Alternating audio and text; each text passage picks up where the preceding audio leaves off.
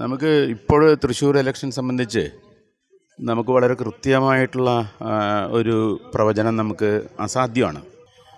എനിക്ക് തോന്നുന്നു നിങ്ങൾ പ്രവർത്തനങ്ങൾ എല്ലാം നമ്മൾ കാണുമ്പോൾ നമുക്ക് മിക്കവാറും നമുക്ക് ഇടതുപക്ഷ ജനാധിപത്യ മുന്നണിയുടെ സ്ഥാനാർത്ഥി സുനിൽകുമാർ വിജയിക്കുന്നുള്ള ഒരു പ്രതീക്ഷയാണ് എൻ്റെ മനസ്സിലുള്ളത്. അതിൻ്റെ പുറത്തുള്ള അതിൻ്റെ ഒരു വലിയ ഓളം നമ്മൾ കണ്ടുകൊണ്ടിരിക്കുന്ന സമയത്ത്.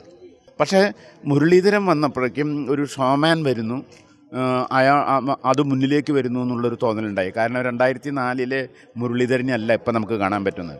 കാരണം ഒരുപാട് പ്രധാനപ്പെട്ട പ്രശ്നങ്ങളിലൊക്കെ ഇടപെട്ടിട്ടുള്ള ഒരു 3-4 മറ്റേ കേരളത്തിലെ നേതാക്കളിൽ ഒരാളായിട്ട് മുരളീധരൻ മാറിയിട്ടുണ്ട്.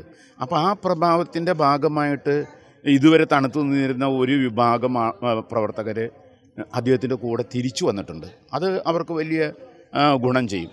എൻ്റെ ഒരു അഭിപ്രായത്തിൽ ഇപ്പോഴത്തെ ഞാനൊരു നോക്കുമ്പോൾ കേരള രാഷ്ട്രീയത്തിൽ നിന്നും വളരെ വ്യത്യസ്തമായിട്ടായിരിക്കും തൃശ്ശൂരിൽ ഉണ്ടാകുന്ന ഒരു ജനവിധി എന്നാണ് എനിക്ക് തോന്നുന്നത്.